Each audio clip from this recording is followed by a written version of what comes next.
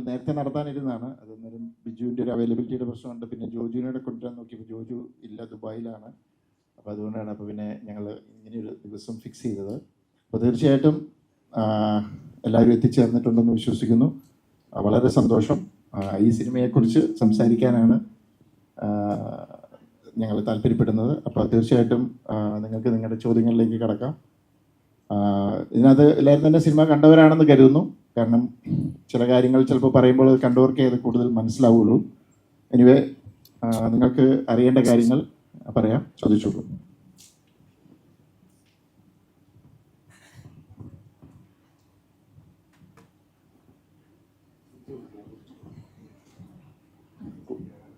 കൂടുതൽ മൈക്ക് വേണോ? Hi sir. So mummy and me എന്ന് പറയുന്ന ഒരു മൂവിയും പാരന്റിങ് ബേസ്ഡ് മൂവിയായിരുന്നു. ഈ ഒരു മൂവിയിലോട്ട് വരുമ്പോഴും ആ ഒരു ടോപ്പിക്ക് വന്നിട്ടുണ്ട്. എന്തുകൊണ്ടാണ് വീണ്ടും പാരന്റിങ് എന്ന് പറഞ്ഞ ടോപ്പിക് എടുത്തത്? ഇത് ഞാൻ എടുത്ത ടോപ്പിക്കല്ല. ഇതിൻ്റെ റൈറ്റർ ഡിനു തോമസ് ഈലൻ എന്ന് പറഞ്ഞ പയ്യനാണ് കുദാശ എന്ന് പറയുന്ന സിനിമ ചെയ്തത്. അപ്പം ആ സിനിമ ഇതിൻ്റെ കഥ വന്ന് എന്നോട് പറഞ്ഞപ്പോൾ, കഥ തുടങ്ങിക്കഴിഞ്ഞപ്പോൾ ഞാൻ നോക്കി കഴിഞ്ഞപ്പോൾ ഒരു ടിപ്പിക്കൽ ത്രില്ലർ സിനിമയുടെ മൂഡിൽ പോകുന്ന ഒരു സിനിമ. പക്ഷേ കുറച്ച് കഴിഞ്ഞപ്പോൾ എനിക്ക് മനസ്സിലായി ഇതൊരു ടിപ്പിക്കൽ ത്രില്ലർ അല്ല. ഇത് വേറൊരു, ഇതിനകത്തൊരു ഇമോഷണൽ സൈഡുണ്ട്. അത് ഇതിൻ്റെ പേരൻറ്റിങ് എന്നൊക്കെ പറയുന്ന ആ ഒരു ഏരിയ വന്നപ്പോൾ തീർച്ചയായിട്ടും ഞാനിപ്പോഴും വിശ്വസിക്കുന്ന ഒരു കാര്യമുണ്ട്. നമുക്കൊരു സിനിമ ചെയ്യുമ്പോൾ ഓഫ് കോഴ്സ് കൊമേഴ്സ്യലാണ് സിനിമ, അതിനകത്തൊരു ബിസിനസ് ഉണ്ട്. അക്കൂട്ടത്തിൽ സൊസൈറ്റിക്ക് നല്ലൊരു മെസ്സേജ് തരാൻ പറ്റുമെങ്കിൽ അത് നല്ല കാര്യം തന്നെയാണ്. അത് മമ്മി ആൻഡ് മീയിൽ എനിക്ക് സാധിച്ചു. പിന്നെ വേറെ അങ്ങനെ ഒന്ന് രണ്ട് ചില സിനിമകൾ. അപ്പം ഇതിനകത്തും എനിക്ക് എന്നെ അട്രാക്ട് ചെയ്ത ഫാക്ടർ അതാണ്. കാരണം ഇപ്പോൾ ബേസിക്കലി ഇപ്പം ഭയങ്കര പ്രസക്തമായ ഒരു ഒരു ഇതാണ് പേരൻറ്റിങ്. ഭയങ്കര കോംപ്ലിക്കേറ്റഡ് ആണ് ഇപ്പോഴത്തെ എന്താ പറയുക, പേരൻസും മക്കളുമായിട്ടുള്ള ഒരു അവരുടെ ഇത്. കാരണം പേരൻസിൻ്റെ രീതികൾ മാറി, പഴയ പോലെയല്ല. രണ്ടുപേരും വർക്കിംഗ് ആയിരിക്കും, അങ്ങനെയൊക്കെ ഒത്തിരി സമയമില്ല മക്കളെ നോക്കാൻ, അങ്ങനെയൊക്കെ അതുകൊണ്ടുണ്ടാകുന്ന പ്രശ്നങ്ങൾ. അപ്പോൾ ഒത്തിരി അങ്ങനത്തെ കാര്യങ്ങൾ ഇപ്പോൾ ഡിസ്കഷൻ നടക്കുന്ന ഭയങ്കര റെലവൻ്റ് ആയിട്ടുള്ള ഒരു സബ്ജക്റ്റായിട്ട് ഇത് ചെയ്തു. അത് ഇങ്ങനെ ഒരു ത്രില്ലറിൻ്റെ ഒരു മൂഡിലുള്ള സിനിമയ്ക്കകത്ത് അത് വരുന്നത് എനിക്ക് എന്നെ ഭയങ്കരമായിട്ട് അട്രാക്ട് ചെയ്തു. അത് തന്നെയാണ് ഞാനിത് സെലക്ട് ചെയ്യാനുള്ള കാരണം.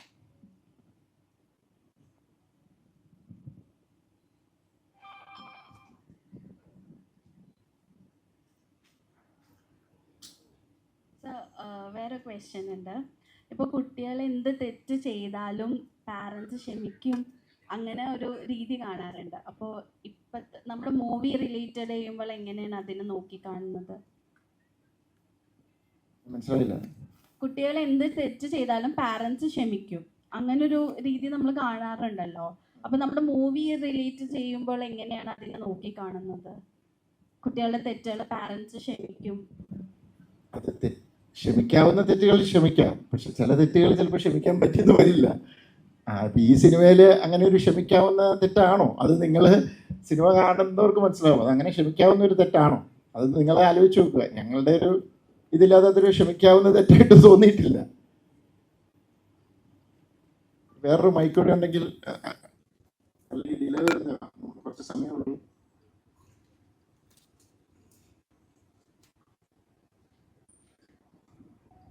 ഈ മൈക്ക് വേണോ?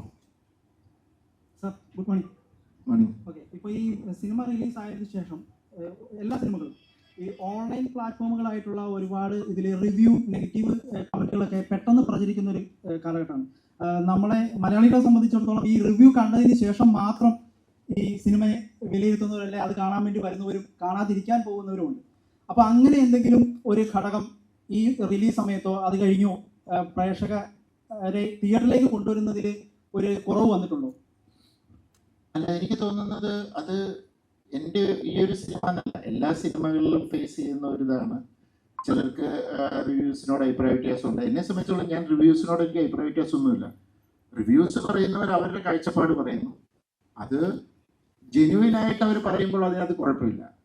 പക്ഷേ അതിനകത്തൊരു എന്താ പറയുക, ചില താല്പര്യങ്ങൾ വെച്ചിട്ട് പറയുന്നവർ, അവിടെയാണ് അതിൻ്റെ പ്രോബ്ലം. പക്ഷേ അങ്ങനെയുള്ളവരെ പെട്ടെന്ന് നമുക്ക് തിരിച്ചറിയാൻ പറ്റും. പിന്നെ ഇതിനകത്ത് സിനിമകളിൽ ഇതിനു മുമ്പ് ഇത് ചർച്ച വന്നിട്ടുള്ളൊരു ഇതാണ്.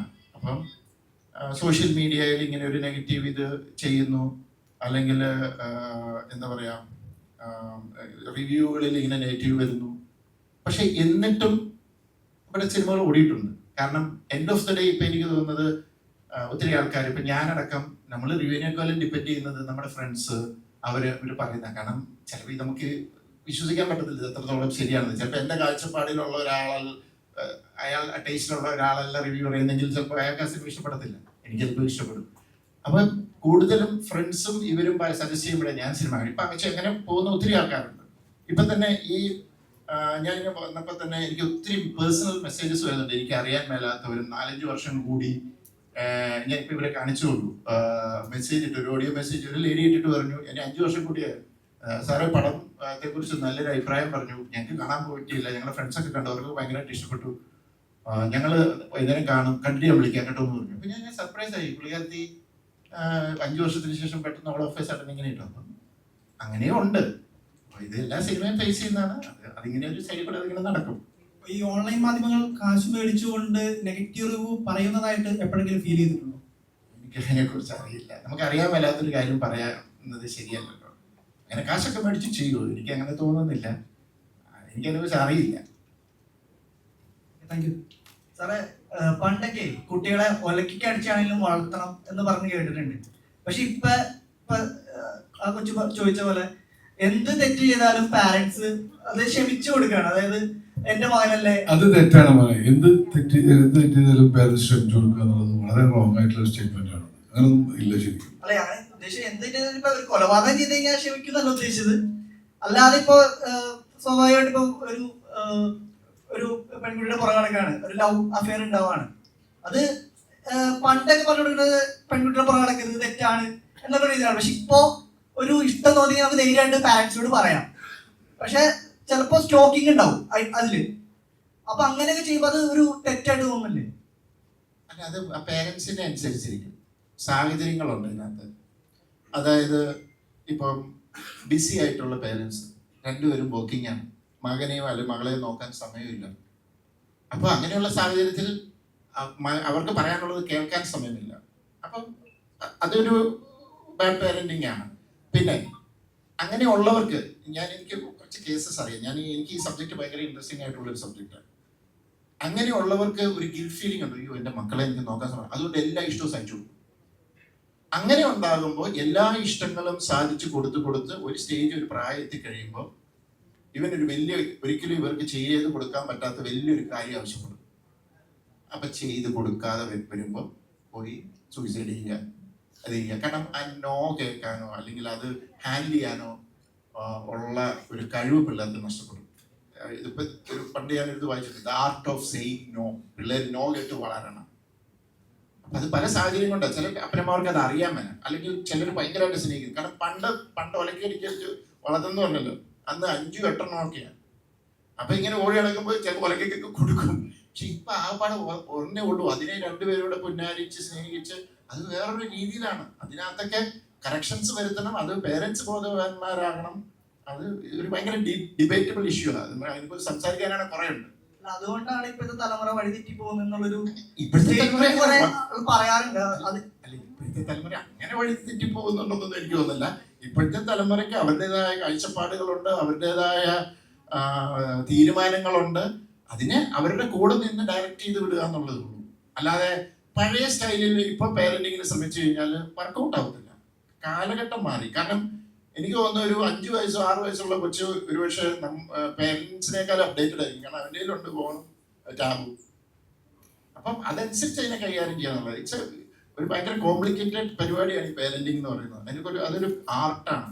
അതിനെക്കുറിച്ച് ശരിക്കും പറഞ്ഞാൽ ഒരു സ്റ്റഡി ക്ലാസ് അല്ലെങ്കിൽ അതെല്ലാം പേരൻസ് കല്യാണം കഴിക്കുന്നതിന് മുമ്പ് മനസ്സിലാക്കേണ്ട ഒരു കാര്യമാണ്. അഭിപ്രായം അറിഞ്ഞാൽ കൊള്ളാന്നുണ്ടാണ്. ചേച്ചിയുടെ അതിനെ കുറിച്ചുള്ള അഭിപ്രായം അറിഞ്ഞാൽ കൊള്ളാന്നുണ്ട്. ഈ പാരന്റിങ്ങിനെ കുറിച്ചുള്ളത് അതെ, സാറ് പറഞ്ഞ ലാസ്റ്റ് പോയിന്റിനോട് എനിക്ക് കംപ്ലീറ്റ് യോജിപ്പുള്ള ഒരാളാണ്.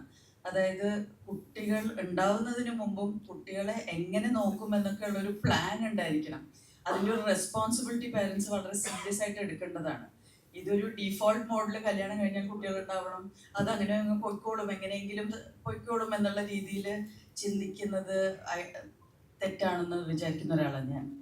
വളരെ എൻ്റെ പേഴ്സണൽ ലൈഫ് എന്ന് പറയുന്നത് വളരെ ചെറിയ പ്രായത്തിൽ ഞാൻ കുട്ടികൾ വേണ്ട എന്ന് തീരുമാനിച്ച ഒരാളാണ്. ബിക്കോസ് എനിക്ക് നല്ലൊരു പേരൻ്റ് ആവാൻ പറ്റുമെന്ന് തോന്നുന്നില്ല എന്നൊരു തോന്നൽ എനിക്ക് വന്നു.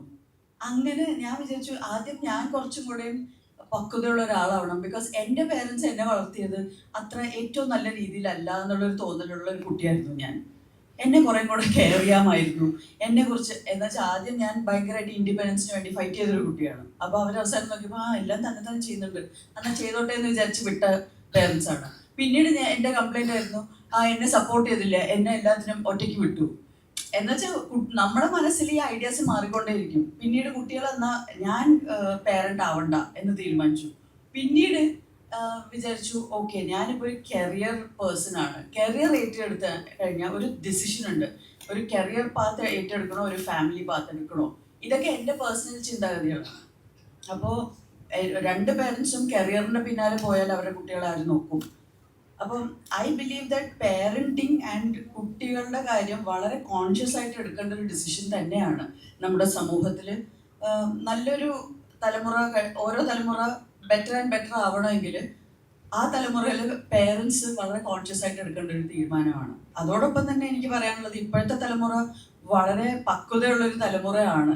അവർ ഒരുപാട് കെയർ കിട്ടി വളർന്നിട്ടുള്ള തലമുറയാണ്. ഒരുപക്ഷെ എൻ്റെയൊക്കെ തലമുറ which is called a very short phase ആണ്. മില്ലനിയൽസിന് തൊട്ട് മുമ്പ് 76 to 83 എന്ന് പറയുന്ന ഒരു കാലഘട്ടത്തിലുള്ളവരാണ് ഈ തല്ലുകൊണ്ട് വളർന്നവർ. എന്തിനും ഏതിനും അടി, നിങ്ങൾ തെറ്റ് ചെയ്താലും അടി, നിങ്ങളോട് ആരെങ്കിലും തെറ്റ് ചെയ്താലും നിങ്ങൾക്ക് അടി എന്നുള്ള ഒരു ടൈപ്പ് ഓഫ് പാരന്റിങ് ആയിരുന്നു. സ്കൂളിൽ അടി കൊള്ളുമായിരുന്നു, ചൂരിലുകൊണ്ട് അടിക്കുക, അതൊന്നും ഇപ്പോൾ ഇല്ല. അപ്പോൾ ഒരുപാട് കെയറും റെസ്പെക്റ്റും കിട്ടി വളർന്നിട്ടുള്ള ഒരു തലമുറയാണ് ശരിക്കും ഇപ്പോൾ ഉള്ളത്. അതൊരു പക്ഷെ നല്ലതായിരിക്കാം, നമുക്ക് ഓരോ തലമുറ കഴിയുമ്പോഴേ അറിയുള്ളൂ. പിന്നെ ഇപ്പോഴത്തെ തലമുറ തല തെറിച്ചതാണെന്ന് പറയുന്ന ഒരു ഹെഡ്ലൈൻ എല്ലാ തലമുറയും കേട്ടിട്ടുള്ളതാണ്. അപ്പം അത് വെറുതെ ഒരു ക്ലീഷ്യ സ്റ്റേറ്റ്മെന്റ് എന്ന് എനിക്ക് തോന്നിയിട്ടുള്ളത്. ദൃശ്യത്തിന് ശേഷം താങ്കൾ പ്രേക്ഷകർ ഒരു സ്റ്റാൻഡേർഡ് ഉണ്ട്, പക്ഷെ എന്നാലും ഈ സിനിമയിലോട്ട് വരുമ്പോൾ ഒരു ഇൻവെസ്റ്റിഗേഷൻ ഭയങ്കര ലാസിയാണെന്നും പിന്നെ പഴയ നിലവാരം ഇല്ലാന്നും റിവ്യൂസ് വരുന്നുണ്ട്. അപ്പോൾ പ്രേക്ഷകരെ സാറ് അണ്ടർസ്റ്റിമേറ്റ് ചെയ്തതാണോ? ഒരിക്കലും ഇല്ല. ഞാൻ ഏറ്റവും കൂടുതൽ പ്രേക്ഷകരെ ബഹുമാനിക്കുകയും, ഒന്നാമത് മലയാളി പ്രേക്ഷകർ ഇത്രയും ഭയങ്കര ഒരു എന്താ പറയുക, വേറൊരു എഡ്യൂക്കേറ്റഡ് ആണ്, വേറൊരു ലെവലിൽ ചിന്തിക്കുന്ന പ്രേക്ഷകർ തന്നെയാണ്. അതുകൊണ്ട് തന്നെയാണ് ഞാൻ ഇങ്ങനത്തെ കുറച്ച് ഡിഫറെൻ്റ് ആയിട്ട് രീതിയിൽ ചിന്തിക്കാൻ എന്നെ പ്രേരിപ്പിക്കുന്നത്. പിന്നെ പ്രേക്ഷകർക്ക് പല രീതിയിൽ ടേസ്റ്റ് ഉള്ളവരുണ്ട്. ഇപ്പം ഞാൻ പറയാം, ഈ സിനിമയ്ക്ക് ഒരു ത്രില്ലർ ഒരു കവറുണ്ട്, ത്രില്ലർ മൂഡുണ്ട് ഇതിൻ്റെ ട്രെയിലറും ടീസറും വന്നപ്പോൾ.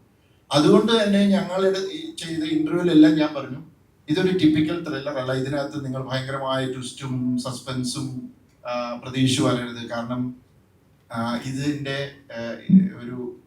ഇതിൻ്റെ ഇമ്പോർട്ടൻസ് അവിടെയല്ല, ഇതൊരു ഇമോഷണൽ ക്രൈം ഡ്രാമയാണ്. ഞങ്ങളുടെ ഇന്റർവ്യൂസിലെല്ലാം പറഞ്ഞിരുന്നു. പക്ഷേ എന്നിട്ടും ചില ആൾക്കാർ വന്നിട്ട് പറഞ്ഞു, നമ്മളോട് വിളിച്ചും മെസ്സേജും ഒക്കെ ഇടുമല്ലോ, ആ സിനിമ കൊള്ളാം പക്ഷേ മെമ്മറീസ് വരെയും കാണില്ല. ഞാൻ പറഞ്ഞത് മെമ്മറീസ് അല്ല ഞങ്ങൾ ചെയ്തത്, മെമ്മറീസ് ടോട്ടലി ഡിഫറെന്റ് അല്ലെ. ദൃശ്യം ടോട്ടലി ഡിഫറെന്റ് ഫിലിം. പക്ഷെ എന്നെ സംബന്ധിച്ചുള്ളത് പുതുമയല്ല. കാരണം ഞാൻ ലൈഫ് ഓഫ് ജോസൂട്ടി എന്ന് പറഞ്ഞ സിനിമ ചെയ്തപ്പോൾ, ദൃശ്യം കഴിഞ്ഞ് ഇമീഡിയറ്റ് ചെയ്തപ്പോൾ ഞാൻ ടാഗ്ലൈൻ തന്നെ no suspense no twist only life of Josutty എഴുതിയിട്ട് ആ പടത്തിലും ട്വിസ്റ്റ് പ്രതീക്ഷ ആൾക്കാർ എന്നെ വിളിച്ചപ്പോൾ ചേട്ടാ എന്തെങ്കിലും ഒരു ട്വിസ്റ്റ് ഉണ്ടാവും എന്ന് വിചാരിച്ചു. അപ്പൊ അത് അങ്ങനെ കരുതുന്നവർക്ക് പടം നിരാശയായിരിക്കാം. അതുകൊണ്ടാണ് അങ്ങനെ നിരാശപ്പെടാതിരിക്കാൻ വേണ്ടി തുടക്കത്തിൽ അത് പറഞ്ഞു. ഇത് ശരിക്കും ഒരു ത്രില്ലർ. ഇതിനെക്കുറിച്ച് ഒരാള്, ഞാൻ ഇത് പേര് പറയുന്നില്ല, ഒരാൾ റിവ്യൂ ചെയ്തിരുന്നു, എനിക്ക് ഭയങ്കരമായിട്ട് ഇഷ്ടപ്പെട്ടു. പുള്ളിക്ക് അത് കറക്റ്റായിട്ട് കിട്ടി. പുള്ളി പറഞ്ഞു ഇതിനകത്ത് സസ്പെൻസും ഇതൊന്നുമല്ല, ഇതിനകത്ത് നല്ലൊരു സോഷ്യൽ മെസ്സേജ് ഉള്ള നല്ല ഒരു മാറ്റർ, ഒരു ത്രില്ലർ ജോണറിനകത്തുകൂടെ പറഞ്ഞു. അത് ഭയങ്കര രസമായിട്ട് അത് പറഞ്ഞിട്ടുണ്ട് എന്ന് പറഞ്ഞു. അത് കിട്ടിയവർക്ക് അത് കിട്ടും. അപ്പൊ അല്ലാത്തവര് ഇപ്പൊ സസ്പെൻസ് പ്രതീക്ഷിച്ച് വരുന്ന ഒരാൾക്ക് അത് കിട്ടാതെ വരുമ്പോൾ നിരാശപ്പെടും, സ്വാഭാവികമാണ്. അപ്പം ഞാനൊരിക്കലും അണ്ടർസ്റ്റിമേറ്റ് ചെയ്ത് കണ്ടതല്ല. നമ്മൾ പ്രേക്ഷകർക്ക്, മലയാളി പ്രേക്ഷകർ, ഞാൻ അത്രയും പ്രബുദ്ധരായ പ്രേക്ഷകർക്ക് കരുതുന്നതുകൊണ്ടാണ് ഇങ്ങനെ ഒരു മാറ്റത്തിന് ഞാൻ ധൈര്യപ്പെടുന്നത്. കാരണം അല്ലെങ്കിൽ അവര് നിലം തൊടാതെ പോകും. അപ്പൊ നമ്മളെ സംബന്ധിച്ചോളം ഇപ്പൊ കിട്ടുന്ന ഫീഡ്ബാക്സിലും അതാണ്. എല്ലാവരും എന്താ ഫാമിലി ആയിട്ടും അല്ലാതെയും എന്നെ ഒത്തിരി പേര് വിളിച്ച് പറയുന്നുണ്ട്. അതിന് അഭിപ്രായ വ്യത്യാസമുള്ളവരുണ്ട്. It's not a perfect cinema, flaws ഒക്കെ ഉണ്ട് ഇതിനകത്ത്. തന്നെ കുറെ ലോജിക് ഇഷ്യൂസ് ഒക്കെ നമ്മൾ ചെയ്തു. കാരണം ഒരു സിനിമാറ്റിക് എക്സ്പീരിയൻസ് കൊടുക്കുക, അതിനകത്തൊരു ഇമോഷൻ വർക്കൗട്ട് ചെയ്ത് അതിനെ ഇമോഷണലി കൊണ്ടുപോവുക, അതിന് വേണ്ടിയിട്ട് കുറച്ച് ചെറിയ കാര്യങ്ങളൊക്കെ വിട്ടുവീഴ്ച ചെയ്തിട്ടുണ്ട്. പക്ഷെ അത് ആ സിനിമയെ ഫീൽ ചെയ്യുന്നുണ്ടെന്നാണ് ഞങ്ങൾക്ക് കിട്ടുന്ന റിപ്പോർട്ടിൽ നിന്ന് ഞങ്ങൾ മനസ്സിലാകുന്നത്.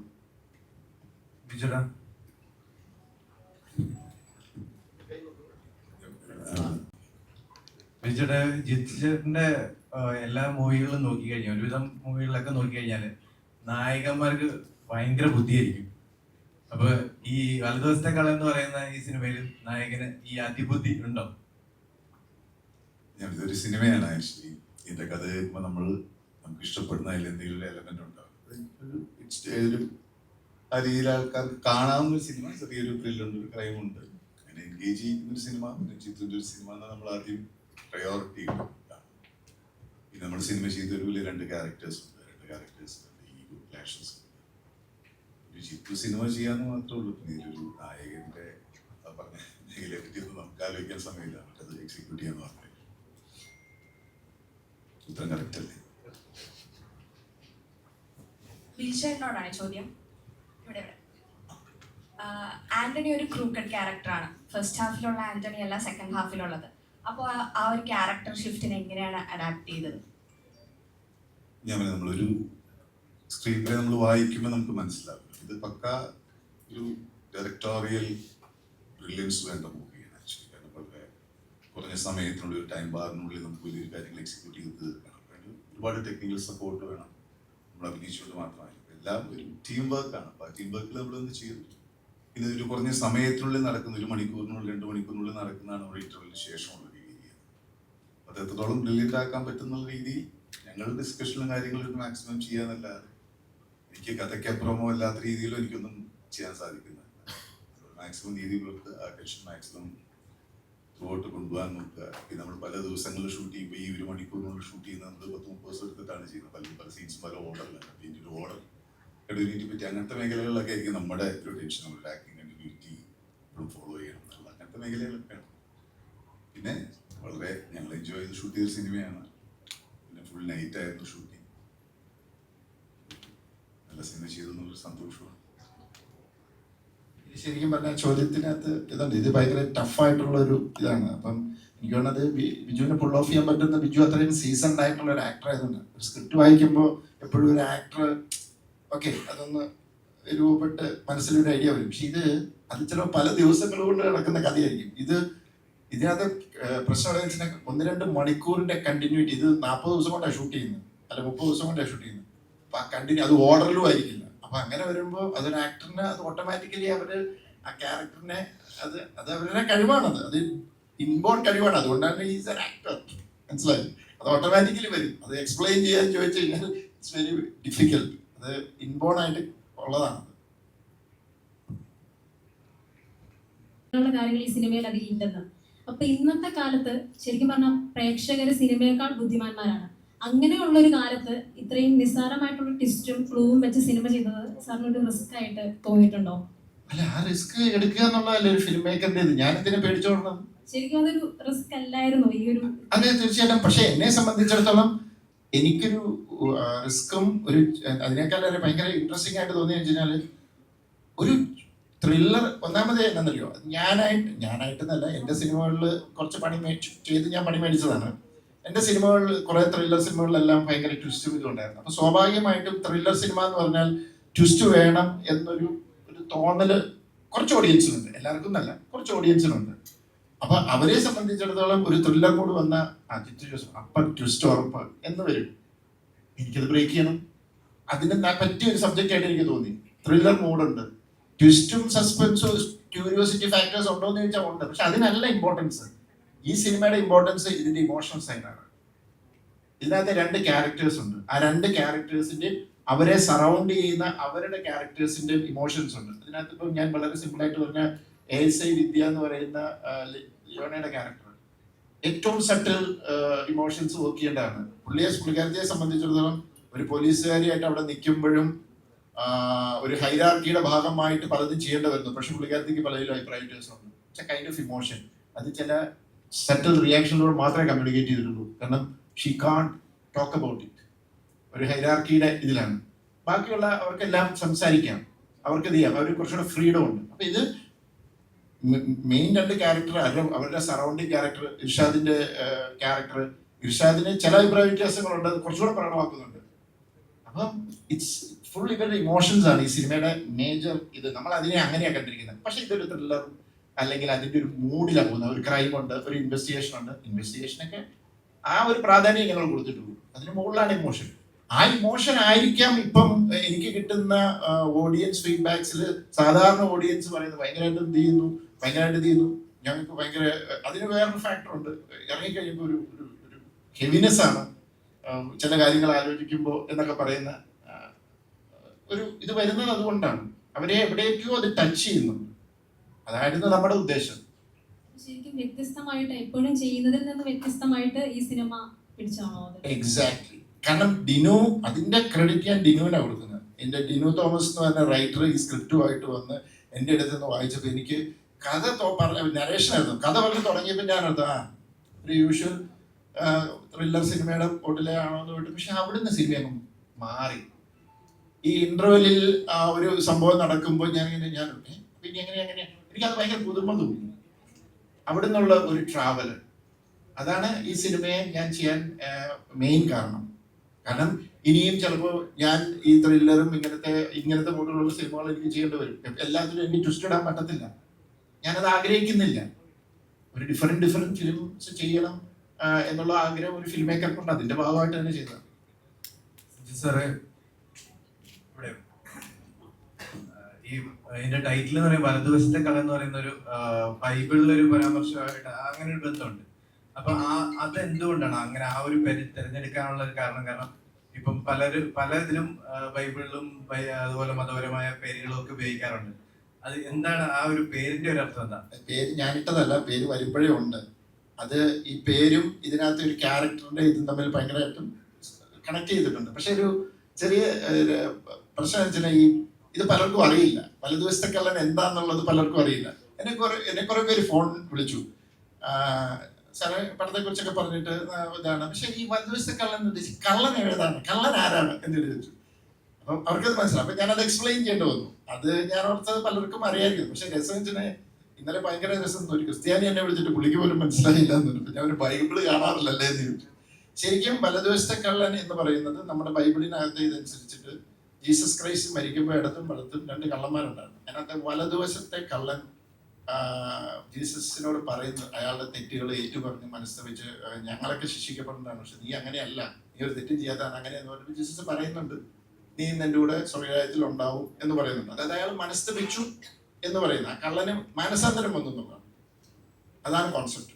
ഈ സിനിമ കണ്ടവർക്ക് മനസ്സിലാവും ഇപ്പം അതെന്തായിരുന്നു നമ്മൾ എന്തുകൊണ്ടാണ് ഉദ്ദേശിച്ചത്. അത് തന്നെയാണ് കള്ളന് മാനസാന്തരം വരുന്നു. അതാണ് അതിനകത്ത് ഇമോഷൻ, അത് ക്യാരക്ടറിന്റെ ഇമോഷൻ. ഇന്ന് സിനിമകൾ കാണുന്നത് ജഡ്ജ്മെന്റ് പാസ് ചെയ്യാനാണോ അല്ലെങ്കിൽ അനുഭവിക്കാനാണോ എന്ന് നിങ്ങൾക്ക് തോന്നുന്നു? ജഡ്ജ്മെന്റ് പാസ് ചെയ്യാനാണ്. ഓക്കെ, എനിക്ക് മനസ്സിലായി ചോദിച്ചെന്താണ്. ഓക്കെ, അത് ചിലര് സിനിമ കണ്ടു കഴിഞ്ഞാൽ ആ സിനിമേനെ ഭയങ്കരമായിട്ട് കീറി മുറിച്ച് അനലൈസ് ചെയ്ത് അതിനെ കാണുന്നവരുണ്ട്. പക്ഷെ majority of the audience they want to feel it. അവർ വന്നു എൻജോയ് ചെയ്തു. അതിൻ്റെ ലോജിക് ഉണ്ടോ അതുണ്ടോ, ഭയങ്കര ബേസിക് ലോജിക്ക് വേണം. ഭയങ്കര സ്റ്റുപ്പിഡിറ്റി കാണിച്ചു കഴിഞ്ഞാൽ ആർക്കും ഇല്ല. ബേസിക് ലോജിക്കൊക്കെ ഉണ്ട്. അവർ വന്നു കണ്ടു എൻജോയ് ചെയ്തു. അവർക്ക് അതിൻ്റെ ഫീല് കിട്ടിയോ, ആ ഫീൽ അവർക്ക് കിട്ടണം. കിട്ടിയില്ലെങ്കിൽ അവർക്ക് ഇതാവും. ശരിക്കും വലതുവശത്തെ കള്ളൻ എന്ന് പറയുന്ന സിനിമ ഫീൽ ബേസ്ഡ് ആണ്. അതാ ഞാൻ പറഞ്ഞത്. ഇതിനകത്ത് ചില കാര്യങ്ങളൊക്കെ നമ്മൾ ചില ലോജിക്കൊക്കെ വിട്ട് ചെയ്തിട്ടുണ്ട്. കാരണം ആ ഫീലും ആ ഇമോഷനും അതിനാണ് ഞങ്ങൾ കൂടുതൽ ഇമ്പോർട്ടൻസ് കൊടുത്തിരിക്കുന്നത്. അപ്പൊ ആ ഇമോഷനാണ് ഇപ്പൊ ഞങ്ങൾക്ക് കിട്ടുന്ന മെസ്സേജിനകത്ത്. ഇപ്പൊ ഞാൻ ഇതിനു മുമ്പ് ചെയ്ത സിനിമയ്ക്കൊന്നും എനിക്ക് ഇതുപോലെ മെസ്സേജ് വന്നിട്ടില്ല. കാരണം അഭിപ്രായ വ്യത്യാസങ്ങളുണ്ട്. പക്ഷെ ഈ സിനിമയ്ക്ക് അങ്ങനെയല്ല. കുറെ ഭയങ്കര ഇതായിട്ട് ഇമോഷണലായിട്ട് കണക്ട് ചെയ്തു. ഹെവിനെസ് ഉണ്ട്, ഭയങ്കരമായിട്ടും നിൽക്കുന്നു. അതിനകത്ത് ഒരാൾ പറയാണ് എനിക്ക് ആ ക്യാരക്ടറിന്റെ ഇതാണ് സങ്കടം, വേറൊരാള് പറയുമ്പോൾ എനിക്ക് മറ്റേ ക്യാരക്ടറിനോടാണ് കൂടുതൽ ഇത് തോന്നിയത്. അപ്പൊ ആൾക്കാർ പല തട്ടിലായിട്ടൊക്കെ നിന്ന് അങ്ങനെയുള്ള രീതിയിൽ ഇത് തരുന്നു. അപ്പൊ അത് അവർക്ക് ആ ഫീല് കിട്ടി എന്നുള്ളതാണ്. ബേസിക്കലി ഞാൻ ഒരു ഓഡിയൻ എന്നുള്ള നിലയിൽ ഞാൻ എപ്പോഴും സിനിമ കാണുന്നത് ബേസിക് ഓഡിയൻ. ഒരു ഹ്യൂമർ ആണെങ്കിലും സസ്പെൻസിനാണെങ്കിലും എല്ലാം കാണും.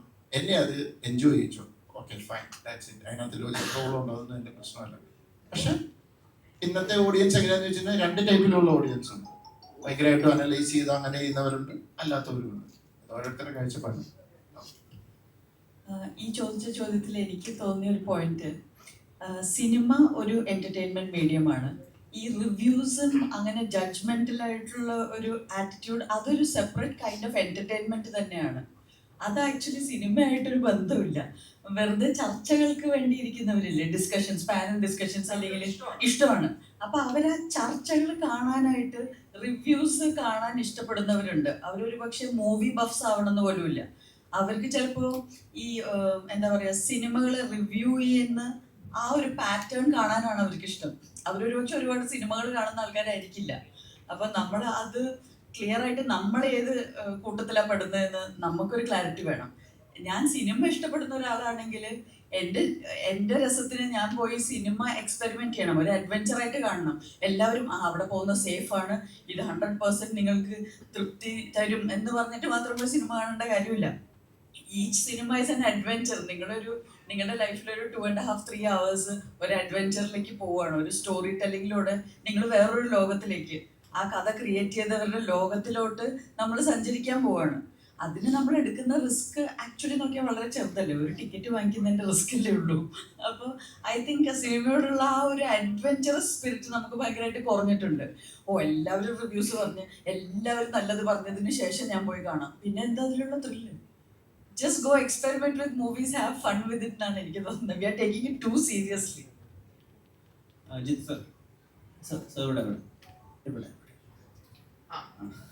ഈ കൊറിയൻ സിനിമകളിലൊക്കെ ഉള്ള ഒരു കൈൻഡ് ഓഫ് റിവെഞ്ച് ഉണ്ടല്ലോ, അതായത് വില്ലൻ നായകനെ അല്ലെങ്കിൽ നായകൻ വില്ലനെ അവസാനിപ്പിക്കുക എന്നതിന്റെ അപ്പുറത്തേക്ക് കൂടി പ്രതികാരത്തെ വേറെ രീതിയിൽ ലൈൻസ് ഉള്ളതാക്കിയിട്ട് അവതരിപ്പിക്കുക എന്നുള്ള രീതി ഉണ്ടല്ലോ. അതുപോലെ ഒരു ഏരിയ ഇവിടെ വലതുവശത്തെ കളെല്ലാം അറ്റംപ്റ്റ് ചെയ്തിട്ടുണ്ട് ടുവേർഡ്സ് ക്ലൈമാക്സ് ഒക്കെ. ഒന്നാമത് അങ്ങനത്തെ കൊറിയൻ സിനിമ ഞാൻ കണ്ടിട്ടില്ല. പണ്ട് തൊട്ടേ എന്നെ കൊറിയൻ സിനിമയായിട്ട് കണക്ട് ചെയ്യുന്നുണ്ടെന്ന് എനിക്കറിയാം. പക്ഷെ ഞാൻ കാണുന്നത് ഇംഗ്ലീഷ് സിനിമകളാണ്. എനിക്ക് സബ്ടൈറ്റിൽ നോക്കി സിനിമ കാണാൻ ഞാൻ എൻജോയ് ചെയ്യില്ല. അതുകൊണ്ട് തന്നെ അന്യഭാഷ, ഇംഗ്ലീഷും ഹിന്ദിയും ഒഴിച്ച് തമിഴും ഒക്കെ ഒഴിച്ച് വേറെ പടങ്ങൾ എനിക്ക് കാണാൻ പറ്റത്തില്ല. കാരണം എനിക്ക് സബ്ടൈറ്റിൽ പറ്റത്തില്ല. ഇപ്പൊ പിന്നെ ഇതിനെ ഡബ് ചെയ്ത് വരുന്നതുകൊണ്ട് അത് സമയം, പക്ഷെ അത് ഭയങ്കര ബോറാണ്, മനസ്സിലായി. ഇതിപ്പോ വേറെ ആരോ പറഞ്ഞു ഇത് ഇങ്ങനത്തെ ഇതുണ്ടെന്ന്, പക്ഷെ അത് കൊറിയയിലുണ്ടായിരിക്കും. നമ്മുടെ മലയാളത്തിൽ നമ്മൾ അങ്ങനെ അധികം വന്നിട്ടില്ലല്ലോ. അതുകൊണ്ട് തന്നെ ഇത് കണ്ടപ്പോൾ ഭയങ്കര പുതുമയായിരുന്നു, മനസ്സിലായി. അപ്പൊ ഞാൻ ഭയങ്കര എക്സൈറ്റഡ് ആയിരുന്നു. എനിക്ക് അതിൻ്റെ ഒരു ക്ലൈമാക്സ്, അതിൻ്റെ ഒരു ഇമോഷൻ, പിന്നെ എനിക്ക് ഈ സിനിമയിൽ എല്ലാം കഴിഞ്ഞിട്ട് ഞങ്ങൾക്കൊക്കെ ഉണ്ടായിരുന്ന ഒരു പേടി ഉണ്ടായിരുന്നത് ആ ക്ലൈമാക്സിൽ ക്യാരക്ടർ തിരിച്ച് നടക്കുന്ന ആ ഒരു ഇതിനെ, അത് ഞാൻ പറഞ്ഞു റിസ്ക് എടുക്കാം, അങ്ങനെയെങ്കിൽ അങ്ങനെ. അതിനുവേണ്ടി ഒത്തിരി പേരോട് ഡിസ്കസ് ചെയ്തു സിനിമ കാണിച്ചിട്ട്. അപ്പൊ അവരെല്ലാം പറഞ്ഞില്ല അങ്ങനെയില്ല, അത് ജസ്റ്റിഫൈഡ് ആണല്ലോ. പക്ഷെ എനിക്ക് ഭയങ്കര ഒരു സന്തോഷം വെച്ച് കഴിഞ്ഞാൽ കുറെ പേര് വിളിച്ചിട്ട് ഇങ്ങനെ മെസ്സേജൊക്കെ അയച്ചപ്പോൾ ഞാൻ അവരോട് എടുത്ത് ചോദിച്ചപ്പോൾ അവർ പറഞ്ഞു സാറേ ഭയങ്കര ഹെവിനെസ് ആയിരുന്നു, പക്ഷെ അതാണ് അതിൻ്റെ ശരി എന്ന് പറഞ്ഞാൽ ഓക്കെ. അപ്പം നമ്മുടെ ആ ഒരു ജഡ്ജ്മെന്റ് തെറ്റിയിട്ടില്ല എന്ന് മനസ്സിലായി. അതിനകത്ത് ചിലരിങ്ങനെ പറഞ്ഞവരുണ്ട്, എന്നാലും അത് വേണമായിരുന്നോ എന്ന് ചോദിച്ചിട്ടുണ്ട്. അവർക്ക് എവിടെയോ ഒരു ഡലമയാണ്, അത് വേണം. അപ്പം അതൊക്കെ ഈ സിനിമ കൊടുക്കുന്ന ഒരു എക്സ്പീരിയൻസ് ആണ്. ഇപ്പം തന്നെ പറഞ്ഞാൽ ഈ സിനിമ കാണുമ്പോൾ കുറച്ച് പേർക്ക് വ്യത്യാസമുള്ളതാണ്. ഞാൻ പറഞ്ഞ അതിനെ കറക്റ്റായിട്ട് ഫോളോ ചെയ്യാൻ പറ്റുന്നവർക്ക് അതിൻ്റെ ആ എക്സ്പീരിയൻസ് കിട്ടുന്നത് ഭയങ്കര ഒരു പല തരത്തിലുള്ള ഇമോഷണൽ എക്സ്പീരിയൻസസ് ഉണ്ട്. എനിക്ക് ഒത്തിരി പറയാൻ പറ്റാത്ത എന്തിനാണ് പറയപ്പോഴും ഓടിക്കൊണ്ടിരിക്കുകയല്ലേ. ഇമോഷണലി ആ ട്രാക്കിനെ ഫോളോ ചെയ്തവർക്ക് അത് വലിയൊരു മൊമെന്റ് ആണ് സിനിമയില്. ഇമോഷണലി അല്ലാതെ ഇതൊരു ക്രൈം ത്രില്ലർ പോലെ മാത്രം ഫോളോ ചെയ്തവർക്ക് അത് ചിലപ്പോൾ കിട്ടണമെന്നില്ല. ആ ഇമോഷണൽ ഗ്രാഫിലൂടെ സഞ്ചരിച്ചവർക്ക് അത് ഭയങ്കര ഒരു മൊമെന്റ് ആണ്.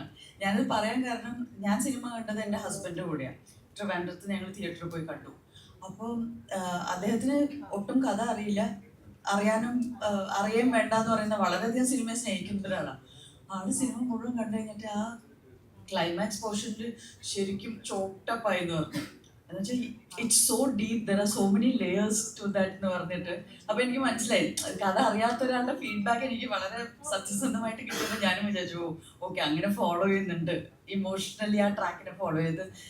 എനിക്ക് തോന്നുന്നു ബിജു ചേട്ടൻ ചെയ്ത ഒരു വളരെ ബ്യൂട്ടിഫുൾ പെർഫോമൻസ് ആണ്. അത് പ്രത്യേകിച്ച് എൻ്റെ ഹസ്ബൻഡ് അറിയിക്കാനും പറഞ്ഞു. Because he enjoyed it so much. സട്ടിലായിട്ട് അത് പെർഫോം ചെയ്യാൻ എളുപ്പമുള്ള ഒരു പെർഫോമൻസ് അല്ല അത്. ആസ് ആൻ ആക്ടർ എനിക്കത് പറയണമെന്ന് തോന്നി. പിന്നെ ഇതിനകത്ത് ഈ വേർഡ് നമ്പേഴ്സ് വെച്ചിട്ടൊരു വേർഡ് പ്ലേ ഉണ്ടല്ലോ, അത് സാധാരണ ഈ ബിയോഗ്രഫിഷൻ സിനിമകളിലൊക്കെയാണ് അധികവും കാണാറ്. അദ്ദേഹമാണ് ഈ വീരസ്പ അല്ലെങ്കിൽ എൻസൈക്ലോപീഡിയ ഒക്കെ വെച്ചിട്ട് വർക്ക് ചെയ്യുക. അതുപോലത്തെ ഒരു ഏരിയ ഉണ്ടല്ലോ ഇതിനകത്ത്.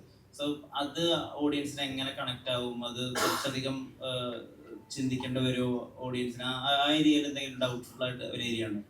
ആ ഏരിയ എന്ന് വെച്ചാൽ സെക്കൻഡ് ഹാഫിൽ മൊത്തത്തിൽ ഇപ്പം ഇതിനകത്തൊരു ഇതുണ്ട്. കുറച്ച് പേർക്ക് സിനിമ ഇഷ്ടപ്പെടും, ചിലർ പറയുന്നുണ്ട് ചില കാര്യങ്ങൾ മനസ്സിലായില്ല, കിട്ടിയില്ല എന്ന് പറയുന്നുണ്ട്. ഇതിൻ്റെ സെക്കൻഡ് ഹാഫിനകത്ത് ഇപ്പോൾ സിനിമ കണ്ടവർക്കറിയാം. ഞങ്ങളത് ഷൂട്ട് ചെയ്യുന്നപ്പോൾ ഞാനും സതീഷൂടെ ഡിസ്കസ് ചെയ്ത് ഷൂട്ട് ചെയ്തത് എന്ന് വെച്ചാൽ വൺസ് ഈ പ്രശ്നം അങ്ങ് തുടങ്ങിക്കഴിഞ്ഞാൽ പിന്നെ കുറച്ച് സമയത്തെ കഥയാണ്. അവിടെ ഞങ്ങളുടെ ഷോട്ടുകളെല്ലാം മൂമെൻറ്റിലാണ്. അത് ഞങ്ങൾ ട്രോളി ഷോട്ട്സും വേണ്ടാന്ന് വെച്ചു. ഫുൾ സ്റ്റേയിക്കാൻ വെച്ചിട്ടുള്ള എല്ലാം ഇതിലാണ്. കാരണം ഒരു കെയോസ് സിറ്റുവേഷനാണ്. അപ്പം അവിടെ ഒരു സ്പീഡ് ഫീൽ ചെയ്യണം, ആ ഒരു ഇത്. അപ്പം ഇപ്പം എനിക്ക് രണ്ട് തരത്തിലുള്ള ഇത് കിട്ടുന്നുണ്ട്. അപ്പം ആൾക്കാർ ഇത് വിളിച്ച് ചോദിക്കുന്നുണ്ട്, കാരണം അവർക്ക് സിനിമ ഇഷ്ടപ്പെട്ടു, പക്ഷെ ചില ഡൗട്ട്സ് ഉണ്ട്. ചിലർക്ക് ഇത് മനസ്സിലാതെ, കാരണം ഇത് സെക്കൻഡ് ഹാഫ് വളരെ സ്പീഡിലാണ് പോകുന്നത്. അപ്പം ഇത് വളരെ ഇതായിട്ട് വാച്ച് ചെയ്ത് നിൽക്കുന്നവർക്ക് അത് കണക്ട് ചെയ്ത് പോകാം. ഇതിൻ്റെ ഇടയ്ക്ക് ഒന്ന് ഫോണിലേക്ക് പോയി ഡിസ്ട്രാക്റ്റഡ് ആയി പോയാൽ കണക്ഷൻ പോകും. അങ്ങനെ കണക്ഷൻ പോകുന്നവർക്ക് പിന്നെ പറയുന്നത് കിട്ടിയില്ല. ടോട്ടാലിറ്റിയിലൊക്കെ സിനിമ കൊള്ളാം, പക്ഷെ അത് കിട്ടിയില്ല, അവിടെ ലാഗ് ഫീൽ ചെയ്തു. കാരണം മനസ്സിലാകുന്നില്ല, ഫോളോ ചെയ്യാൻ പറ്റുന്നില്ല. ഫോളോ ചെയ്തവർക്ക് ഭയങ്കരമായിട്ട് അവർ എക്സൈറ്റഡ് ആയിട്ട് പറയുന്നുണ്ട്, അത് ഭയങ്കര ഇതായിട്ട് വന്നു എന്നുള്ളത്. ഇത് ഡിനു തരുന്ന സ്ക്രിപ്റ്റിൽ അതേപോലെ ഇതുണ്ട്. പക്ഷെ ഇതിൻ്റെ ഒരു ഫൈനൽ ഇതിൻ്റെ ഒരു ബിജുവിൻ്റെ ഫ്രണ്ടിൽ ഒരു പ്രസന്റേഷൻ ഉണ്ട്. അത് ഞാനൊരു മീഡിയം ആക്കിയതാണ്, ഓഡിയൻസിനോടത്തേക്ക് കമ്മ്യൂണിക്കേറ്റ് ചെയ്യാൻ. There is no other medium. പുള്ളിയുടെ മനസ്സിലുള്ള ഒരു കാൽക്കുലേഷൻ ആണത്. അതൊരു സിനിമാറ്റിക് ഇതിനു വേണ്ടി ഒരു മീഡിയമായിട്ട് നമ്മളതിനെ കാണിച്ചു നിന്നു. അതല്ലാതെ അങ്ങനെ ഉണ്ണിയേട്ടൻ്റെ കൂടെ കളകനുണ്ടോ ഇല്ലോ അതൊന്നും അല്ല. ഇത് ഡിനു കൊണ്ടുവന്ന സ്ക്രിപ്റ്റിനകത്ത് ഇതുണ്ട്. എനിക്ക് ആ സ്ക്രിപ്റ്റിനകത്ത് അധികം ഒന്നും മാറ്റങ്ങളൊന്നും വരുത്തേണ്ട വന്നിട്ടില്ല.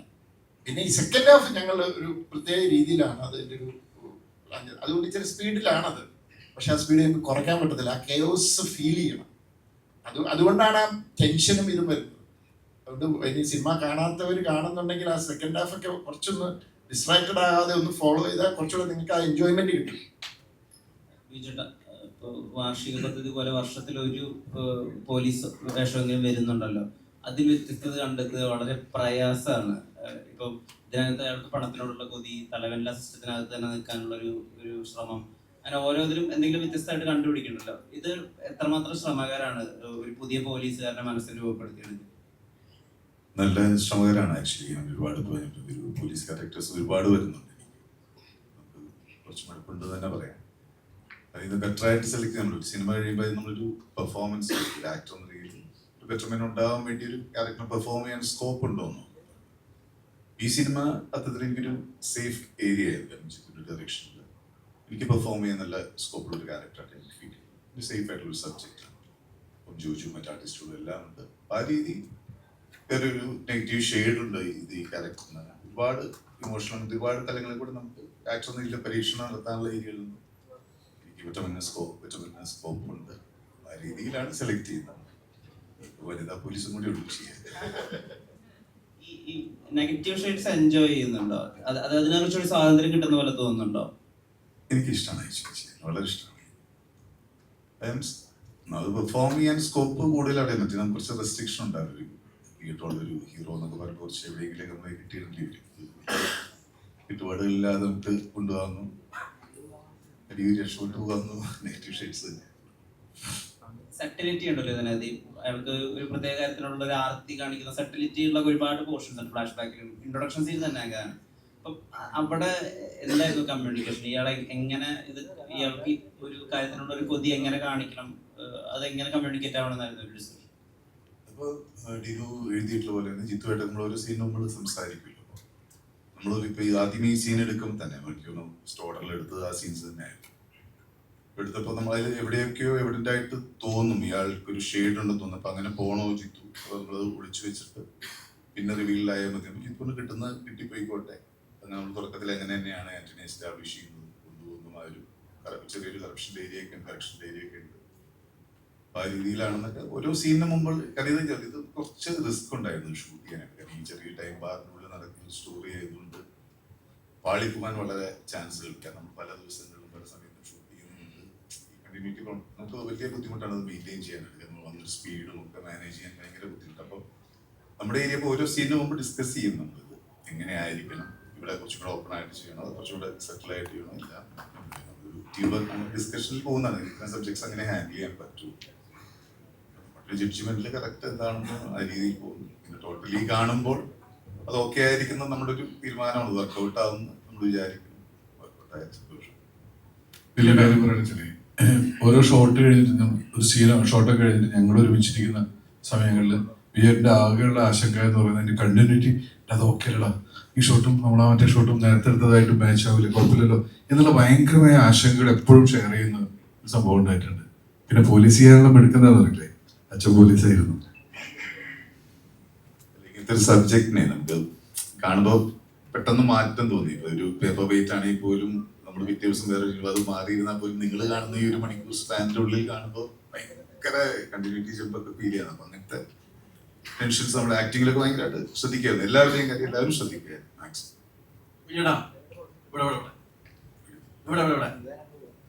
സാധാരണ സിനിമ നടന്മാർ ഇതില് ഫാൻസിന്റെ ഇത് കാണിക്കും. ബിജുവിന്റെ ഒപ്പം കളിക്കുന്നത് ബിജുമാൻ ആൻഡ് ലവേഴ്സ്, ഹേറ്റേഴ്സ് ഇല്ലാത്ത നടന്നാണ് ശരിക്കും വിശേഷിപ്പിക്കുന്നത്. പണ്ടൊരു സമയത്ത് പിടിച്ചതൊക്കെ കോമഡി പടങ്ങളാണ് മീറ്റർ, പിന്നെ ട്രാക്ക് പതുക്കെ മാറ്റി. അതെന്തുകൊണ്ട് ബോധപൂർവ്വമുള്ള ഒരു ശ്രമമാണ്. ഇപ്പൊ എത്തിയേക്കുന്നത് ഒരു മാസ്റ്റർ ഡയറക്ടർ ഇതില്ല. എങ്ങനെയായിരുന്നു എക്സ്പീരിയൻസ് ജിത്തു സാറിന്റെ ഒപ്പം? പിന്നെ ഈ ട്രാക്ക് പിടിച്ചേക്കുന്നത് ബോധപൂർവ്വമാണോ? ഒന്നും മനഃപൂർവ്വം ചെയ്യുന്നില്ല എന്നുള്ള ആദ്യം ഞാൻ ചെയ്യുന്നത്.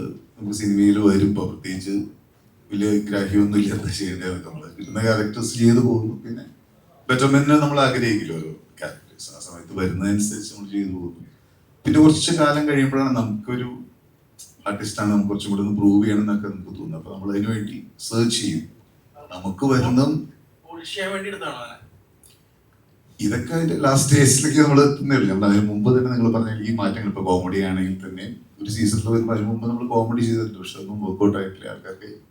പിന്നെ മേരിക്കൊട്ടൊരു കുഞ്ഞാടുന്നൊരു സിനിമയിൽ ഹ്യൂമർ എങ്ങനെ എവിടെ ഒരു ആഷില് ബ്രേക്ക് ചെയ്തപ്പോൾ പിന്നെ കുറച്ച് സിനിമകൾ എനിക്കങ്ങനെ ഹ്യൂമർ ബേസ്ഡ് ആയിരുന്നു. പിന്നെ വെള്ളിമോങ്ങ കഴിഞ്ഞപ്പോൾ വെള്ളിമോങ്ങ ലൈൻ തന്നെയായിരുന്നു പോലെ. നമ്മൾ ഇന്ന് മാറാൻ നോക്കും. പിന്നെ നമുക്ക് വരുന്ന കഥകളിൽ നിന്ന് നമുക്ക് ചൂസ് ചെയ്യാനായിട്ടുള്ളൂ. ഇപ്പൊ ജിത്തുവിന്റെ സിനിമ എന്ന് പറഞ്ഞാൽ എനിക്ക് ജിത്തുവിന്റെ മറ്റു സിനിമകൾ എനിക്ക് വളരെ ഇഷ്ടമാണ്, വളരെ എൻഗേജ് ആയിട്ട് കിട്ടുള്ള സിനിമ. പിന്നെ ജിത്തുവിന് അതിൻ്റെ ഒരു ക്രാഫ്റ്റ് അത് ഇത്തരം സിനിമകൾ ഹാൻഡിൽ ചെയ്യാനുള്ള ഒരു ബ്രില്യൻസ് ഭയങ്കരമായിട്ടുണ്ട്. എനിക്ക് എൻ്റെ മേഖല മാത്രം സൂക്ഷിച്ചാൽ മതി എന്നുള്ള രീതിയിൽ വളരെ കംഫർട്ടബിൾ ആയിട്ട് നമുക്ക് സേഫ് സോൺ പിടിക്കുക എന്ന് പറയും. അത് ജിത്തുവിന്റെ മൂവിയാണ്. സാറിന്റെ പേര് കാണുമ്പോൾ ആളുകൾക്ക് ഭയങ്കര എക്സ്പെക്ടേഷനാണ്. അപ്പൊ ഈ പടം നല്ല സോഷ്യലി ഒരുപാട് മെസ്സേജ് തന്നെ പടമാണ്. ഒരുപാട് പേര് ബോധപൂർവ്വം ഇതിനെ കീറി മുറിക്കാൻ ശ്രമിക്കേണ്ടെന്ന് തോന്നിയിട്ടുണ്ടോ? ഒരുപാട് ചിത്രങ്ങൾ അങ്ങനെ ഇതിൽ പെട്ടിട്ടുണ്ടല്ലോ. അല്ല, കീറി മുറിക്കല് അതൊക്കെ ഓരോരുത്തരുടെ സ്വാതന്ത്ര്യമാണ്. കീറി മുറിക്കേണ്ടവർക്ക് കീറി മുറിക്കാം. അല്ലാതെ ഇതിനെ അത്ര വലിയ സീരിയസ് ആയിട്ട് കാണാതെ പടം അതിൻ്റെതായ രീതിയിൽ എൻജോയ് ചെയ്യേണ്ടവർക്ക് എൻജോയ് ചെയ്യാം. പിന്നെ എന്നെ സംബന്ധിച്ചിടത്തോളം ഞാനൊരു ബേസിക് ഓഡിയനായിട്ട് ഞാൻ പറഞ്ഞല്ലോ, മുമ്പ് പറഞ്ഞ അത് തന്നെ. അതുകൊണ്ട് ഞാൻ എൻ്റെ സിനിമകളെ അപ്രോച്ച് ചെയ്യുന്ന ആ രീതിയിലാണ്. എൻ്റെ ഏറ്റവും വലിയ പ്രതീക്ഷ ഒരു റിക്വസ്റ്റ് എന്ന് പറയുന്നത്, അങ്ങനെ പ്രതീക്ഷിക്കരുത് എൻ്റെ സിനിമയിൽ. ഞാൻ മാറ്റങ്ങളും ചേഞ്ചസിനും ആഗ്രഹിക്കുന്ന ഒരാളാണ്. അപ്പം ഞാൻ ഇനിയും ചെയ്യുന്ന ചിലപ്പോൾ ത്രില്ലറിൽ ചിലപ്പോൾ സസ്പെൻസ് ട്വിസ്റ്റ് ഉണ്ടാവും, ചിലപ്പോൾ ഇല്ലാത്തതായിരിക്കും, ചിലപ്പോൾ അതിൻ്റെ പാറ്റേൺ വേറെ ആയിരിക്കാം. എനിക്കങ്ങനെ മാറിയും മറിഞ്ഞും ചെയ്യണമെന്ന് ആഗ്രഹമുള്ള ഒരാളാണ് ഞാൻ. ലൈഫ് ഓഫ് ദൃശ്യം കഴിഞ്ഞപ്പം ലൈഫ് ഓഫ് ജോസൂട്ടി ചെയ്ത് ബോധപൂർവ്വം തന്നെ അത് ടോട്ടലി ഡിഫറെൻ്റ് ആയിട്ടുള്ളൊരു സിനിമയാണ്. അത് കഴിഞ്ഞ് അതിന് മുമ്പ് ഞാൻ മമ്മിയാൻമി ചെയ്തിട്ടുണ്ട്. ഈ അൺഫോർച്ചുനേറ്റ്ലി മെമ്മറീസും ദൃശ്യവും ഒരു വർഷം ബാക്ക് ടു ബാക്ക് അടുപ്പിച്ചു വന്നതാണ് ഈ പ്രശ്നമായത്. അപ്പം എന്നെ വീണ്ടും നിങ്ങളിങ്ങനെ ഭയങ്കര എക്സ്പെക്റ്റഡ്. ഇപ്പൊ ഇനി അടുത്ത ഒരെണ്ണം വരുന്നുണ്ട്, ദൃശ്യം 3. അപ്പൊ നിങ്ങള് ദൃശ്യം 1ഉം 2ഉം വെച്ചിട്ട് ഒരു കമ്പാരിസണിൽ നിങ്ങൾ ദൃശ്യം 3 കാണാൻ വന്നാൽ അത് നിങ്ങൾക്ക് ഡിസപ്പോയിന്റഡ് ആവും. കാരണം ദൃശ്യം 3 വേറൊരു, അത് രണ്ടുപോലെയല്ല, അത് വേറെ രീതിയിലാണ് അത് ചെയ്തേക്കുന്നത്. അപ്പം അങ്ങനെ വരുന്നവര് എനിക്കൊന്നും ചെയ്യാൻ പറ്റത്തില്ല. അങ്ങനെ ഞങ്ങൾ അങ്ങനെ വരുമെന്ന് തീരുമാനിക്കുന്നവരെ അങ്ങനെ വന്ന് ഡിസപ്പോയിന്റഡ് ആയിട്ടേ മടങ്ങും. പക്ഷെ അതുകൊണ്ട് ആ സിനിമ നല്ലതല്ല എന്ന് വരുന്നില്ല. കാരണം അതിന് ആ ടൈപ്പ് ചേഞ്ചസ് അക്സെപ്റ്റ് ചെയ്യുകയും സ്വീകരിക്കുകയും ചെയ്യുന്ന ഒത്തിരി ആൾക്കാരുണ്ട്. ഞാൻ അവർക്ക് വേണ്ടിയിട്ടൂടെയാണ് സിനിമ ചെയ്യുന്നത്. പിന്നെ ഇപ്പം ഞാൻ ഇത് പറഞ്ഞുകൊണ്ട് ചോദിക്കുക, ഈ ഭയങ്കരമായിട്ട് കീറി കൊടുക്കുന്നത് പറഞ്ഞു കഴിഞ്ഞാൽ എന്നോട് ഈയിടെ ചോദിച്ചു സ്പൂൺ ഫീഡിങ് എന്തിനാണ് എൻ്റെ സിനിമകൾ സ്പൂൺ ഫീഡ് ചെയ്യുന്നത്. ഒരു ലിമിറ്റഡ് ഓഡിയൻസിന് വേണ്ടിയിട്ടല്ല സിനിമ ചെയ്യുന്നത്. ഇപ്പം ഒരു നല്ല IQ ലെവലുള്ള ഒരാൾക്ക് ഇപ്പം ഈ സിനിമയിലെ പല കാര്യങ്ങളും തുടക്കത്തിൽ തന്നെ കിട്ടും. പക്ഷെ ഒരു 50 വയസ്സ് കഴിഞ്ഞ് ചിലപ്പം അത്രയൊന്നും അങ്ങനെ ലെവലിൽ ചിന്തിക്കാത്തൊരു ഓഡിയൻസിന് ചിലപ്പോൾ ഒരു സ്പൂൺ ഫീഡിങ് വേണ്ടി വരും. അപ്പം ഇത് കാണുന്ന പല റേഞ്ച് ഓഫ് ഓഡിയൻസ് ഉണ്ട്. അപ്പൊ അവർക്ക് വേണ്ടിയിട്ട് കുറച്ച് സ്പൂൺ ഫീഡിങ് ഇടും. അത് പലർക്കും കുറെ പേര് ചോദിക്കുന്നുണ്ട് എന്തിനാ ഇതൊക്കെ അറിയാവുന്ന സ്പൂൺ ഫീഡ് ചെയ്യുന്നത്. അപ്പൊ ഞാൻ പറഞ്ഞു നിങ്ങൾക്ക് ഓക്കെ, പക്ഷെ അപ്പുറത്തിരിക്കുന്ന ഒരാൾ ചോദിക്കുകയാണ് അതെന്താ അങ്ങനെയെന്ന് ചോദിച്ചാൽ അവർക്കത് ക്ലാരിഫിക്കേഷൻ കൊടുക്കുന്നതാണ്.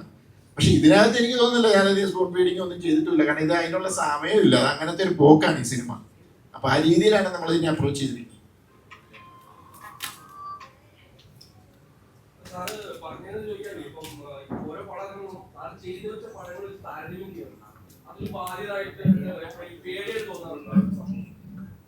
എൻ്റെ ഏറ്റവും വലിയ ഗുണം എന്നറിയോ, ഞാനൊരു പേടിയില്ല. ഞാൻ സിനിമ ഇൻഡസ്ട്രി വന്നത് ഞാൻ എപ്പോഴും പറഞ്ഞു ഞാനൊരു റൈറ്റർ ഡയറക്ടറായിട്ടൊന്നും എനിക്ക് ഞാൻ സ്റ്റോറി ടെല്ലർ. ഞാൻ കഥകൾ പറയും. ആ കഥകൾ പറയാൻ ആഗ്രഹിക്കുന്നു, എൻ്റെതായ രീതിയിൽ കഥ പറയുന്നു, അത് കുറച്ച് എൻ്റർടൈൻ ചെയ്ത് കൊണ്ടെന്ന് പറയും. അതുകൊണ്ട് ഞാൻ പറഞ്ഞു എന്നെ അധികം ആൾക്കാർ ഇതിൽ നിന്ന് അങ്ങനെ പ്രതീക്ഷ വേണ്ട. ഡിഫറെൻറ്റ് ഇപ്പം ഞാനിനി വേറെ 1-2 സബ്ജക്ട്സുകൾ പ്ലാൻ ചെയ്തിരിക്കുന്നതൊന്നും ത്രില്ലറേ അല്ല, വേറെ ടൈപ്പ് ജോണറുകളാണ്. ഇനി ഒരു പേടിയെ കുറിച്ചില്ല. ഞാൻ ഈ മരിക്കുന്നിടം വരെ ഇൻഡസ്ട്രി നിൽക്കണം എന്ന് ആഗ്രഹിച്ചിരിക്കുന്ന ഒരാളൊന്നുമല്ല. കുറച്ച് നാൾ കഴിയുമ്പോൾ നമ്മൾ ഔട്ട്ഡേറ്റഡ് ആയി കഴിഞ്ഞ് നമ്മൾ ഇത് കഴിഞ്ഞാൽ നമ്മൾ വേറെ പണിക്ക് പോകും. അല്ല ഇപ്പം ഞാൻ ബേസിക്കലി ഒരു കൃഷിക്കാരനായിട്ട് വന്നില്ല, പറമ്പിലിറങ്ങി കളിക്കാൻ പോകും. അതുകൊണ്ട് അങ്ങനത്തെ പേടിയൊന്നും എനിക്കില്ല. എനിക്ക് സിനിമ ചെയ്യുന്നത് ഇഷ്ടമാണ്, കഥ പറയുന്നത് ഇഷ്ടമാണ്. ഞാൻ എൻ്റെതായ രീതിയിൽ പറയുന്നത്. ചിലർക്ക് അത് ഇഷ്ടപ്പെടും, ചിലർക്ക് അത് ഇഷ്ടപ്പെടുന്നില്ല. ഈയിടെ എന്നോട് കുറച്ചുപേര് ചോദിച്ചു താങ്കൾക്കെതിരെ പേഴ്സണലി ആരൊക്കെയോ അറ്റാക്ക് ചെയ്യുന്നു, അങ്ങനെ അറ്റാക്ക് ചെയ്യുന്നു. അതൊന്നും എൻ്റെ പ്രശ്നമല്ല. കാരണം ഞാൻ ചെയ്യുന്നതെല്ലാം മാത്രമാണെന്ന് ഞാൻ ഒരിടത്തും അവകാശപ്പെടുന്നില്ല. ഒരു ദൃശ്യവും മെമ്മറീസും ചെയ്തു, അത് കഴിഞ്ഞപ്പോൾ തൊട്ട് ബെഞ്ച് മാർക്ക് വെച്ചു. ആ ബെഞ്ചിൻ്റെ അടുത്ത് മാർക്ക് എടുത്തൊന്നും മാറ്റിയാൽ തന്നെ നമുക്ക് നല്ല രീതി ഞാനത് എല്ലാ കമ്പനി കുറച്ച് ചോദിച്ചു എന്തിനാണ് ഈ കൊച്ചു സിനിമകൾ ചെയ്യുന്നത്. എനിക്കിഷ്ടമാണ് കൊച്ചു സിനിമകൾ ചെയ്യുന്നത്. വളരെ എനിക്ക് കുട്ടികളുടെ സിനിമയൊക്കെ ചെയ്യണമെന്ന് ആഗ്രഹമുണ്ട്. അപ്പം ഒരു നല്ല സ്ക്രിപ്റ്റ് വർക്ക് ചെയ്തെടുക്കാൻ പറ്റാത്തതുകൊണ്ടാണ്. ഞാനങ്ങനെ പേടിക്കുന്ന ഒരാളാണ്. ഒരു കഥയും നല്ലൊരു സ്ക്രിപ്റ്റും ഉണ്ടെങ്കിൽ ഞാൻ ചെയ്യാൻ റെഡിയാണ്. അത് കിട്ടാത്തതുകൊണ്ടാണ്. അല്ലാതെ ഓക്കെ എന്നാൽ ഇനി അടുത്തത് അങ്ങനെ ഒരു പടം ചെയ്തേക്കാന്ന് പറഞ്ഞാൽ അങ്ങനെ നമുക്ക് പ്ലാൻ ചെയ്യാൻ പറ്റത്തില്ല. വരുന്ന കഥകളിൽ നല്ലത് നോക്കി നമ്മൾ സെലക്ട് ചെയ്തങ്ങ് പോകുന്നു. പിന്നെ അത് കഴിയുന്നതും ത്രില്ലർ ആകാതിരിക്കാൻ നോക്കാറുണ്ട്. ചിലപ്പോൾ അത് നടക്കാറില്ല.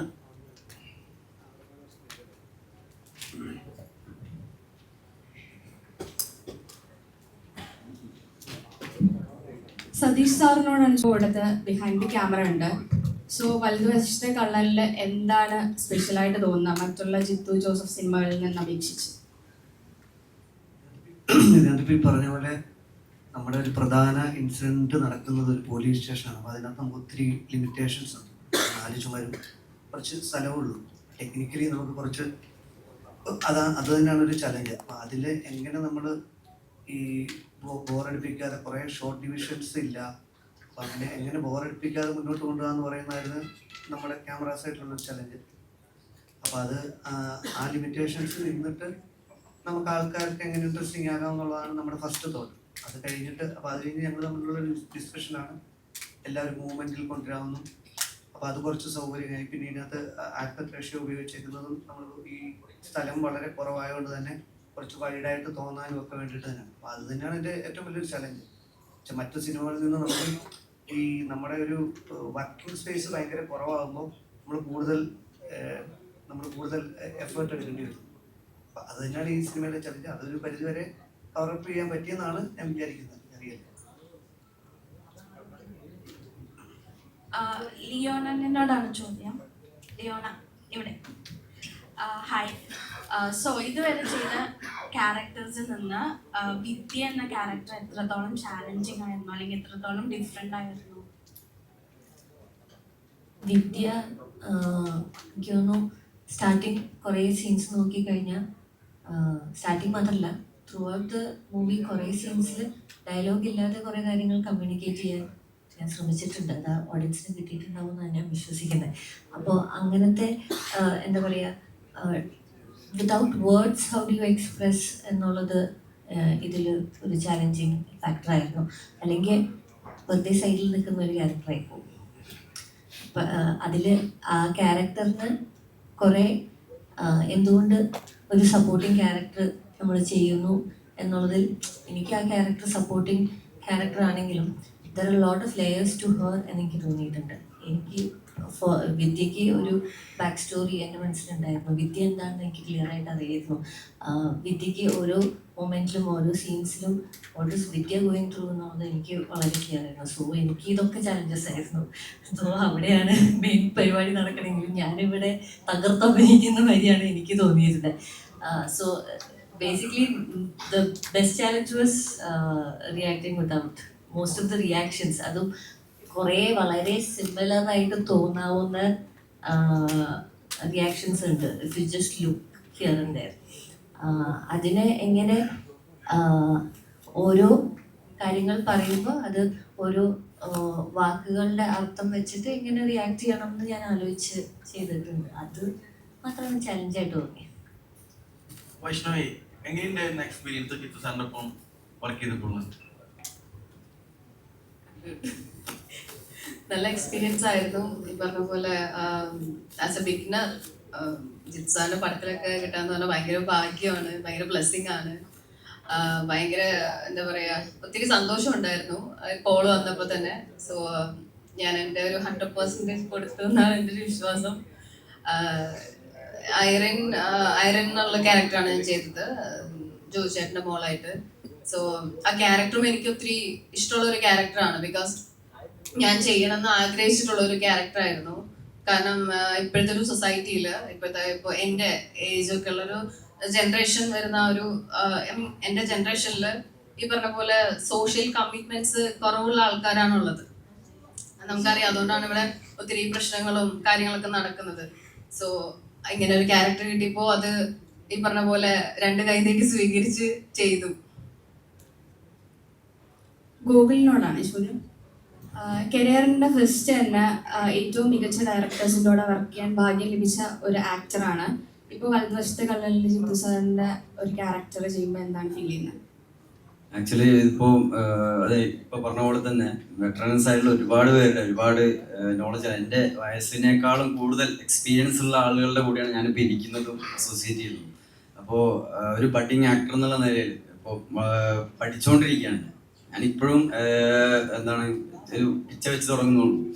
ഒരുപാട് കാര്യങ്ങൾ ഇനിയും ഒരുപാട് കാര്യങ്ങൾ പഠിക്കാനുണ്ട്. അപ്പം ഓരോ സിനിമാ സെറ്റുകളിൽ പോകുമ്പോഴും എന്നെ തന്നെ ഇമ്പ്രൂവ് ചെയ്യാൻ വേണ്ടിയിട്ട് ശ്രമിക്കുകയാണ്. ഇതുപോലെ മമ്മൂക്കെ പറഞ്ഞ പോലെ തന്നെ ഇപ്പം തേച്ച് മിനുങ്ങാണല്ലോ. ഇപ്പോഴും ചിലപ്പോൾ ഒരുപാട് കല്ലിൽ ഒരുപാട് മുനകളും ഒരുപാട് അങ്ങനെയുള്ള ഒരു കല്ലായിരിക്കും ഞാൻ. അപ്പോൾ അത് ഞാൻ തേച്ച് ഇനിയും മിനുക്കുക എന്നുള്ളൊരു ശ്രമത്തിലാണ് ഞാൻ.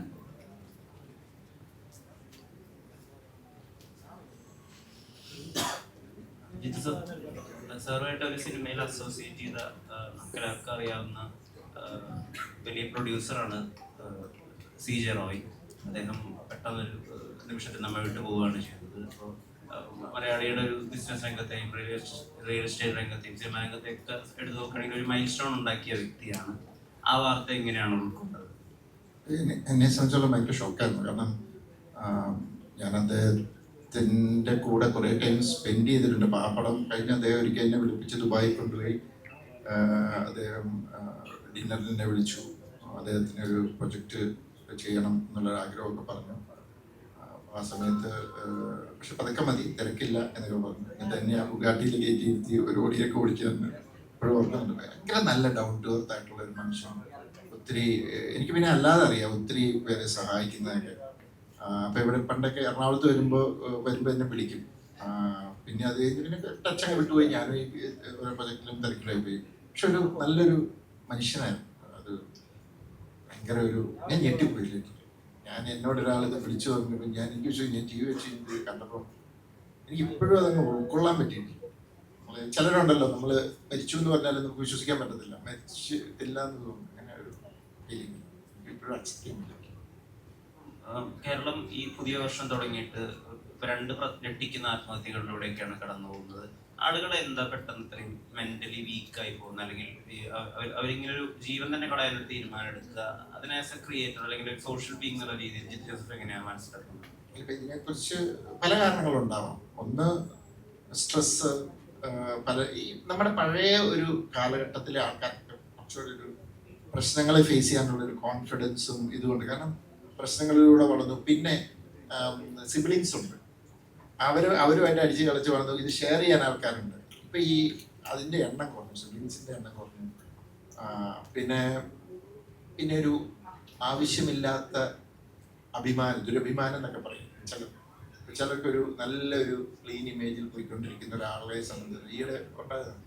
പെട്ടെന്ന് സോഷ്യൽ മീഡിയ അല്ലെങ്കിൽ എന്താ പറയുക, പബ്ലിക്കിന്റെ മുമ്പിൽ ഞാൻ വേറൊരു ആളായിട്ട് ചിത്രീകരിക്കപ്പെടുമെന്ന് പറഞ്ഞാൽ ചിലർക്ക് കൊള്ളാൻ പറ്റത്തില്ല. അവർക്കത് പിന്നെ അങ്ങനെ തെറ്റ് ചെയ്തിട്ടില്ലായിരിക്കും, പക്ഷെ അയാൾക്ക് അതിനോട് തിരിച്ച് പൊരുതി നിൽക്കാനോ ഒന്നുമില്ല. അയാൾക്ക് പിന്നെ സമൂഹത്തിന് ഫേസ് ചെയ്യാൻ ഉള്ള ഒരു ബുദ്ധിമുട്ട്, ഭയങ്കര അങ്ങനെ വീക്ക് മൈൻഡഡ് ആകുമ്പോൾ എടുക്കുന്ന ഒരു ഇങ്ങനത്തെ ഒരു ഡിസിഷനാണ്. ഒരു പക്ഷേ അന്നേരം ഒരാളുമായിട്ട് സംസാരിക്കാൻ പറ്റിയാൽ ചിലപ്പോൾ അതൊക്കെ ഒഴിവായി പോകും. പക്ഷെ അങ്ങനത്തെ ഒരു ഭയങ്കര മനസ്സിൽ ഒരു എന്താ പറയുക, ഒരു തീരെ ഒരു ബലമില്ലാത്ത ആൾക്കാർ നമ്മുടെയൊക്കെ ലൈഫിൽ ഉണ്ടാവുമല്ലോ. അതാണ് ഇപ്പൊ എനിക്ക് തോന്നുന്നു ഒത്തിരി സൈക്കോളജിസ്റ്റ് ആയിട്ടുള്ള ഇങ്ങനത്തെ, ഇപ്പൊ നമ്മുടെ തന്നെ സിനിമ തുടങ്ങുന്നത് അങ്ങനത്തെ ഒരു സൈക്കോളജിസ്റ്റ് ഇതിൽ തന്നെയാണ്. ഇപ്പൊ അങ്ങനത്തെ ആക്ച്വലി പണ്ടൊക്കെ സൈക്കോളജിസ്റ്റിന്റെ അടുത്ത് പോകാന്ന് ഞാൻ പറയുന്നത്, എന്റെയൊക്കെ ചെറുപ്പകാലത്ത് അവര് ഭ്രാന്താന്ന് തോന്നുന്നു എന്നായിരുന്നു. ഇപ്പൊ അങ്ങനെയല്ല. ഇപ്പൊ ഒരു സൈക്കോളജിസ്റ്റിനെ കാണാൻ പോവാന്ന് പറഞ്ഞാൽ ഓക്കെ, എനിക്ക് ചില ടെൻഷൻ ഉണ്ട്, ഞാൻ എങ്ങനെ ഹാൻഡിൽ ചെയ്യണം, അപ്പൊ അവരതിനെ പറഞ്ഞ് മനസ്സിലാക്കി എങ്ങനെയെന്ന് കൈകാര്യം ചെയ്യുമെന്ന് പറയും. ഇപ്പൊ അങ്ങനത്തെ സർവീസൊക്കെ ഉണ്ട്, ശരി, അതൊക്കെ എടുക്കാം. ബേസിക്കലി എനിക്ക് തോന്നുന്നത് നമ്മുടെ ഇപ്പോഴത്തെ സോഷ്യൽ സർവീസ് എല്ലാവരും ഒന്ന് ചുരുങ്ങുവാണ്.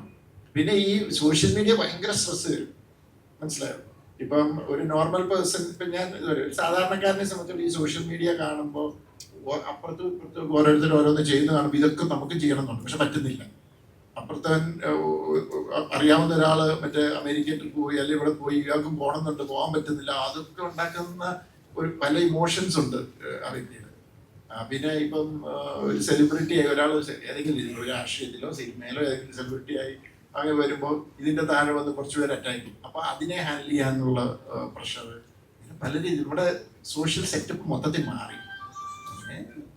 മനക്കെട്ടി വേണം. പക്ഷേ ഈ പറഞ്ഞ റോയ് സാറിൻ്റെത് ഞാനും ഞെട്ടിയിരിക്കുകയാണ്. ഇതേപോലെ വളരെ ഗ്രൗണ്ട് ലെവലിൽ നിന്ന് വന്ന ഒരാള് അത് ചെയ്യണമെങ്കിൽ അപ്പം മേ ബി എനിക്കറിയാൻ പറ്റത് ഐ എം സ്റ്റിൽ ഭയങ്കരമായിട്ടും എനിക്കവിടെ മജോറിറ്റി ആൾക്കാർ, അദ്ദേഹത്തെ അറിയാവുന്ന മജോറിറ്റി ആൾക്കാരും സ്റ്റണ്ടാണ്, അവർക്ക് ഇത് എന്താണെന്ന് മനസ്സിലായിട്ടില്ല.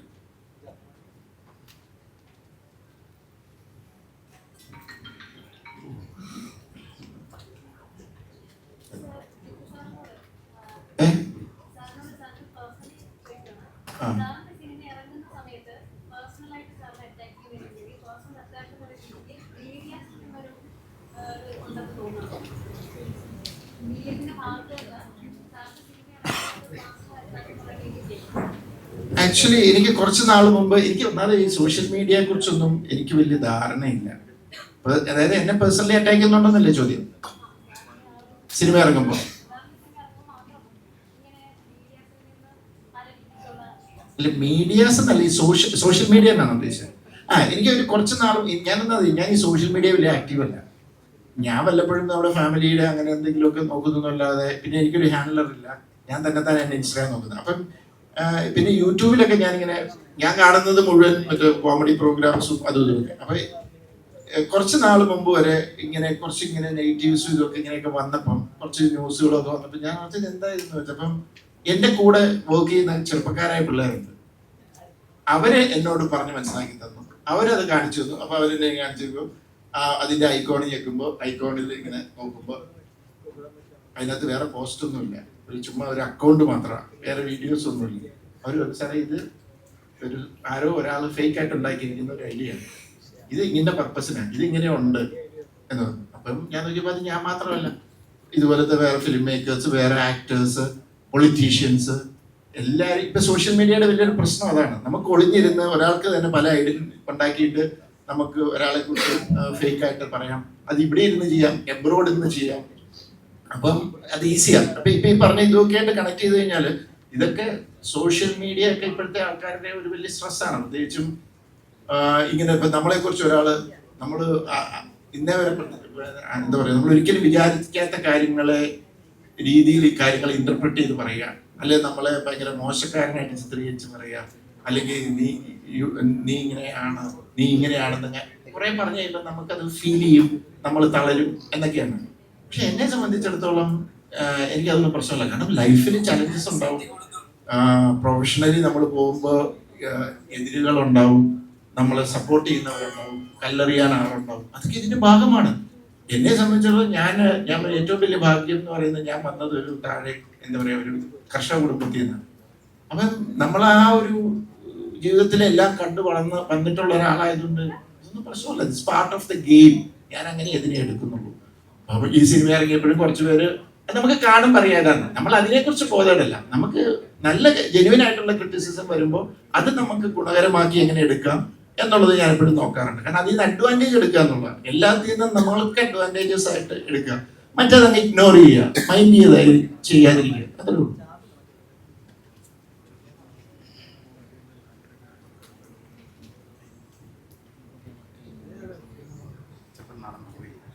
ഇനി എന്തെങ്കിലും ചോദിക്കാനുണ്ടോ?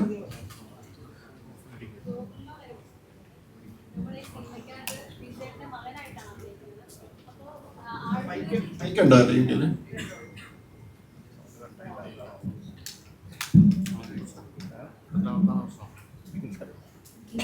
ബിജുചേട്ടന്റെ മകനായിട്ടാണ് നമ്മുടെ സിനിമയിൽ അഭിനയിക്കുന്നത് വലതുവശത്തെ കണ്ണിലും. ആടുജീവിതത്തിന് ശേഷം ആടുജീവിതത്തിന്റെ ഒരു ലൊക്കേഷനും അവിടുത്തെ ഒരു ഇതിൽ നിന്ന് വ്യത്യസ്തമായിട്ടുള്ള ഒരു ലൊക്കേഷനും കാര്യങ്ങളൊക്കെയാണ് വലതുവശത്തെ കണ്ണില്. അപ്പോൾ അതിലേക്ക് വന്നപ്പോൾ ഉള്ളൊരു മാറ്റവും അതുപോലെ ഇപ്പം ബിജുചേട്ടന്റെ മകനായിട്ട് അഭിനയിച്ചപ്പോൾ ഉള്ളൊരു എക്സ്പീരിയൻസും ഒന്ന് ഷെയർ ചെയ്യാമോ? ഇപ്പോൾ ആടുജീവിതത്തില് ഇപ്പോൾ മൊത്തത്തിൽ ജോഗ്രഫി ആവട്ടെ, മൊത്തത്തിൽ കഥാപാത്രം ഫീൽ ചെയ്യുന്ന കാര്യങ്ങളാവട്ടെ, മൊത്തത്തിൽ എനിക്ക് തോന്നുന്ന രണ്ട് ധ്രുവങ്ങളിലാണ് രണ്ട് കഥാപാത്രങ്ങൾ നിൽക്കുന്നത് എന്നുള്ളത്. അപ്പോൾ ഇപ്പോൾ പറഞ്ഞ പോലെ തന്നെ ഒരു എക്സ്ട്രീം ഓപ്പോസിറ്റ് സാധനങ്ങളായിരുന്നു രണ്ടു പേർക്കും ഉണ്ടായിരുന്ന ക്യാരക്ടേഴ്സിന്. ആടുജീവിതത്തിന് ഇതുപോലെ കുറെ ജോഗ്രഫി അല്ലെങ്കിൽ മേക്കപ്പ് അങ്ങനത്തെ കുറെ കാര്യങ്ങൾ എന്നെ സപ്പോർട്ട് ചെയ്യാണ്ടായിരുന്നു, ആ ക്യാരക്ടറിനെ സപ്പോർട്ട് ചെയ്യാനായിട്ട്. ഈ കഥാപാത്രത്തിന് കൂടുതലും എനിക്ക് തോന്നുന്നത് അങ്ങനെ സപ്പോർട്ട് ചെയ്യാനുള്ള സാധനങ്ങൾ അധികം ഇല്ലായിരുന്നു എന്നുള്ളത്. പക്ഷെ അവൻ്റെതായിട്ടുള്ള ഒരു വിക്ടിം എന്നുള്ള രീതിയിലാണ് ഞാൻ അവനെ നോക്കിക്കണ്ടത്. ഒരു ടോക്സിക് പാരന്റിങ് ഒരു വിക്ടിം എന്നുള്ള രീതിയിൽ ഒരുപാട് വേറൊരു രീതിയിലല്ലാതെ വിക്ടിമാണ് ആ ഒരു കഥാപാത്രം എന്ന് പറയുന്നത്. അപ്പോൾ ഞാൻ നേരത്തെ പറഞ്ഞിട്ടുണ്ട്, ഇതുപോലത്തെ ഒരുപാട് വിക്ടിംസ് എനിക്ക് തോന്നുന്ന സൊസൈറ്റിയിൽ ഒരുപാട് ഉണ്ട്. ഒരുപാട് ഇതുപോലെ പാരന്റിങ്ങിന്റെ പ്രശ്നങ്ങളായിട്ട് ഇതുപോലെ തെറാപ്പിക്ക് എടുക്കുന്ന കുറച്ചധികം ഫ്രണ്ട്സ് എനിക്കുണ്ട്. അപ്പൊ അവരൊക്കെ ഞാൻ കണ്ടിട്ടുണ്ട്. അപ്പോൾ അതിന്റെ കുറച്ച് ഷെയ്ഡ്സും മേ ബി ഈ ഒരു കഥാപാത്രത്തിൽ നിങ്ങൾക്ക് കാണാൻ പറ്റിയിട്ടുണ്ടാവാം. പിന്നെ സെറ്റില് ഇതുപോലെ അഭിനയിക്കുമ്പോഴൊക്കെ ഇപ്പോൾ ബിജുചേട്ടന്റെ മുമ്പില് ബിജുചേട്ടൻ ആ ക്യാരക്ടറൊക്കെ പിടിച്ചിരിക്കുന്ന മാൻഡ്രിസങ്ങളും സാധനങ്ങളൊക്കെ പിടിച്ചിരിക്കുന്നതാണെന്നൊരു ടെക്സ്റ്റ് ബുക്ക് ആയിരുന്നു എന്നെ പോലൊരു വെഡിങ് ആക്ടറിന്റെ ടെക്സ്റ്റ് ബുക്ക് ആയിരുന്നു. So being optimistic miles to go before actually. ബിജുചേട്ടനാണെങ്കിലും ബിജുചേട്ടനോട് ഒരു ക്വസ്റ്റ്യൻ, നമ്മൾ പോലീസ് വേഷത്തിൽ ഒരുപാട് ചെയ്തിട്ടുണ്ട്, അതോടൊപ്പം തന്നെ കള്ളൻ വേഷത്തിലും അഭിനയിച്ചിട്ടുണ്ട്. ശരിക്കും ഈ രണ്ട് വേഷവും എടുക്കാൻ നേരത്ത് അതിനകത്ത് ഏതായിരുന്നു ഏറ്റവും കൂടുതൽ റിസ്ക് അനുഭവിച്ചിട്ടുള്ളത്? ഞാൻ നേരത്തെ പറഞ്ഞില്ല, നമുക്ക് പെർഫോം ചെയ്യാൻ സ്കോപ്പ് ഉണ്ടോ, പിന്നെ മാക്സിമം പൂവില് കാര്യങ്ങളുള്ള ചാൻസുള്ള ക്യാരക്ടേഴ്സ് ഒന്നും സേഫ് ആയിട്ടുള്ള ജോണർ പിടിക്കുന്നുണ്ട്. അത് വർക്ക്ഔട്ട് ആവാൻ ചാൻസ് ഉള്ള വീട്ടിലായാലും ആക്സിഡൻസ് ഉള്ള നമ്മളെ സിനിമ വർക്ക്ഔട്ട് ആവും, സിനിമ തിയേറ്ററിൽ ഹിറ്റാവും, അങ്ങനത്തെ ഒരുപാട് ഘടകങ്ങൾ എല്ലാം കൂടെ ചേർന്ന് വരുമ്പോഴാണ് നമ്മളൊരു ക്യാരക്ടർ സെലക്ട് ചെയ്യുന്നത്. എനിക്കൊരു ആക്ടർ എന്ന് പറയുന്നത് എനിക്കിപ്പോൾ നെഗറ്റീവ് ഷെയ്ഡിലുള്ള ഒരു കളറിൻ്റെ ആണെങ്കിൽ ഒരു പോലീസിൻ്റെ എന്താണെങ്കിലും നമുക്ക് പെർഫോമൻസിന് സ്കോപ്പ് ഉണ്ടെങ്കിൽ ഏത് ക്യാരക്ടർ ആണെങ്കിലും കുഴപ്പമില്ല എന്നുള്ളതാണ് ഒരു ഇത് ശ്രദ്ധിക്കാറ്.